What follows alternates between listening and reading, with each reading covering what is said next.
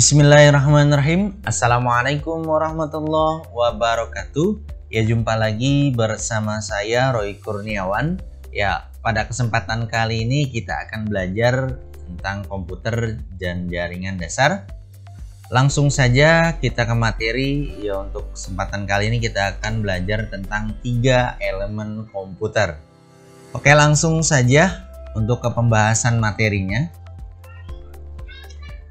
Yang paling pertama adalah brainware. Brainware ini bisa disebut sebagai user atau juga pengguna.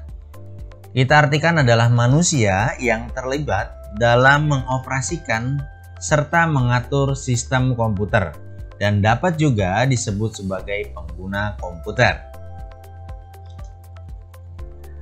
Ada 2 jenis brainware. Yang paling pertama adalah lateral komputer, yaitu hanya punya pengetahuan dan pemahaman tentang cara menggunakan komputer dan bagaimana cara menggunakannya.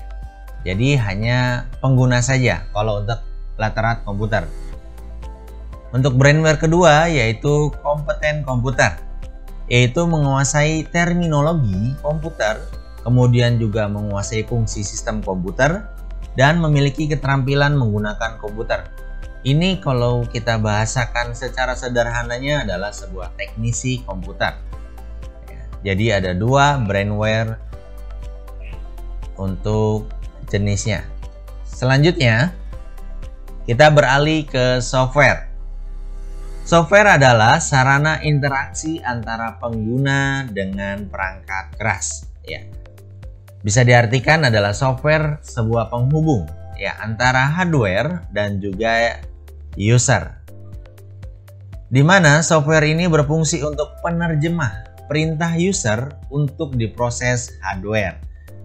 Tanpa software maka hardware tidak akan bisa menerjemahkan sebuah perintah dari user.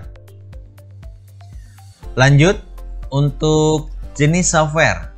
Jenis software ini terbagi menjadi 2. Yang paling pertama adalah software sistem operasi. Kita artikan adalah sekumpulan program yang ditulis untuk melayani program-program lain. Dalam arti, sistem operasi ini adalah wadah sebuah program-program yang lain untuk berjalan. Ya, salah satu contohnya adalah yaitu Windows yang paling terkenal atau yang banyak digunakan orang. Lanjutnya Macintosh atau Apple, ya, dimana program ini khusus untuk komputer ataupun laptop Apple saja. Jadi dia khusus ya, sudah terintegrasi ke perangkat hardware-nya. Kemudian Linux. Linux ini biasanya sering digunakan untuk programmer dan juga sistem di perusahaan, karena Linux ini sebuah sistem operasi yang bisa dibilang sangat kuat menahan serangan-serangan dari luar atau virus ya. Lanjut kita ke jenis software yang kedua yaitu software aplikasi. Nah, software aplikasi ini kita artikan adalah dijalankan pada sistem operasi yang merupakan program siap pakai pada bidang tertentu. Nah, salah satu contohnya yaitu Microsoft Office, kemudian mungkin Photoshop, lalu Google Chrome, dan masih banyak lagi. Dia berjalan di dalam sistem operasi ini. Lanjut,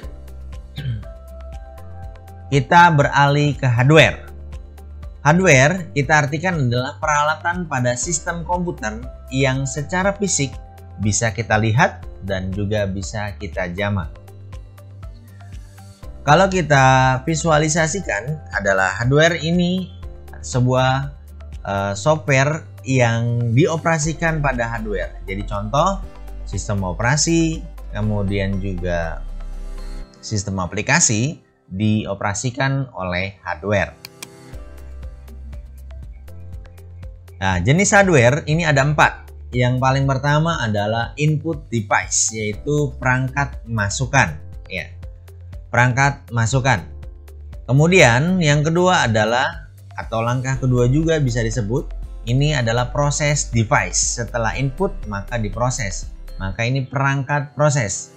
Dan selanjutnya adalah output device. Ini adalah perangkat keluaran ya, di mana hasil dari proses maka akan dikeluarkan, ditampilkan oleh perangkat output device. Setelah ditampilkan, biasanya user ada sebuah pilihan, yaitu disimpan atau tidak. Lanjut ke proses keempat, yaitu storage, yaitu penyimpanan ya.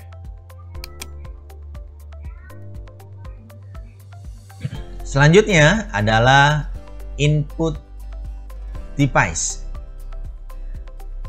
Input device ini kita artikan adalah memasukkan dan menempatkan data dalam memori utama, memberikan perintah operasi yang akan dilakukan ya. Jadi input device ini secara artinya adalah sebuah perintah-perintah ya, dan juga masukan-masukan dari user untuk diproses ke hardware.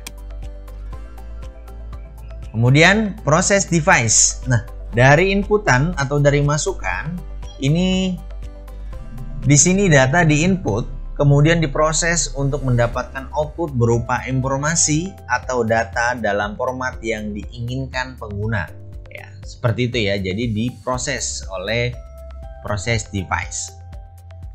Setelah diproses, maka output menampilkan hasil pemrosesan data sesuai input yang diberikan. Kemudian hasil pengolahan dapat berupa teks, gambar, dan juga suara.